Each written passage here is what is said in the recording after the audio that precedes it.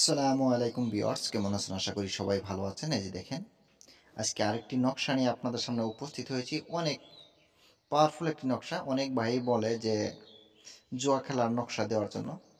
এই নকশাটি দিয়ে আপনারা ট্রাই করতে পারেন। এরপরেও নিজ দায়িত্বে কাজগুলো করবেন। কিভাবে করবেন সেটাও আমি বলবো। আর হ্যাঁ, আপনারা যদি নতুন হয়ে থাকেন তাহলে অবশ্যই আমার এই চ্যানেলটি সাবস্ক্রাইব করে এই চ্যানেলের সাথে থাকবেন। অনেক কিছুই জানতে পারবেন এবং কি শিখতে পারবেন। অনেক ভাইয়ে রিকোয়েস্ট করেছে যে জুয়া খেলার কিছু দেওয়ার জন্য। তার জন্য আমি আজকে এই নকশাটি দিচ্ছি আপনাদেরকে। আপনারা নিজ দায়িত্বে করে দেখতে পারেন। ঠিক আছে? এই যে দেখেন, অনেক পুরাতন একটি বই থেকে আমি দিচ্ছি আপনাদেরকে।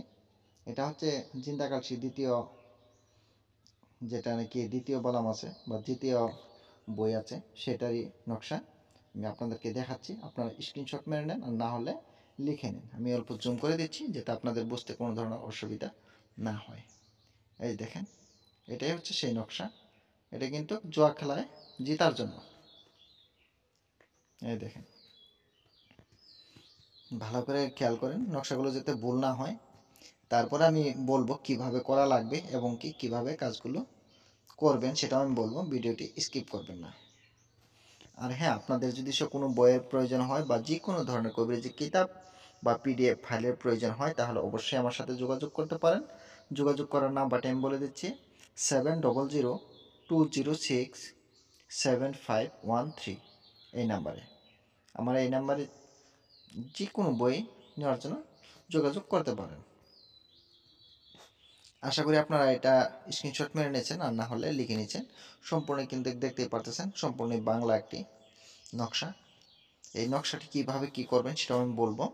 এই যে দেখেন, নিয়মটা দেখে নেন। নিয়মটা যদি না দেখেন তাহলে কোনো কাজে আসবে না। ভালো করে নিয়মটা আগে দেখে নেন। এই দেখেন, নিয়মটা আমি আপনাদেরকে দেখাচ্ছি। নিয়মটা ভালো করে লিখে নেন। আমি অল্প জুম করে দিচ্ছি যাতে আপনাদের বুঝতে অসুবিধা না হয়, কারণ এটা হাতে লেখা। এই দেখেন, নিয়মটা হচ্ছে এই নকশাটা অষ্টগন্ধা অষ্টগন্ধা কালির ধারায় ভোজপাত্রে লেখা লাগবে। অষ্টগন্ধা কালির ধারায় ভোজপাত্রে লিখবেন। আর কাকের পালক ধারা কিন্তু লিখবেন। এই লেখাটা যে লিখবেন, কাকের পালক যে আছে, কাকের পালক ধারা লিখবেন।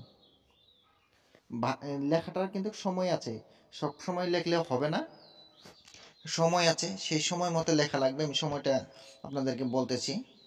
ভাদ্র মাসে, ভাদ্র মাসের আমাবস্যাতে অনেক রাত্রে, গভীর রাত্রে এই নকশাটা এই অষ্টগন্ধা কালীর ধারায় এই কাকের পালক দিয়ে আপনারা ভাদ্র মাসের আমাবস্যাতে, আমাবস্যার রাত্রে লিখবেন।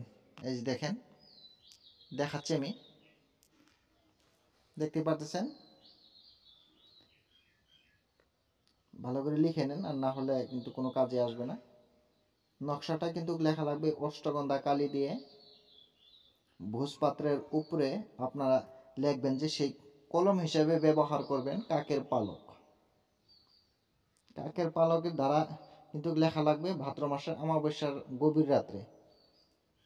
তারপরে লেখার পরে আপনারা এই তাবিজটা কি করবেন, একটা লাল শালু কাপড় দিয়ে, একটা লাল শালু কাপড় দিয়ে পেঁচিয়ে আপনারা খেলার সময় কিন্তু ডান হাতে ব্যবহার করবেন, ব্যবহার করে খেলবেন। ঠিক আছে?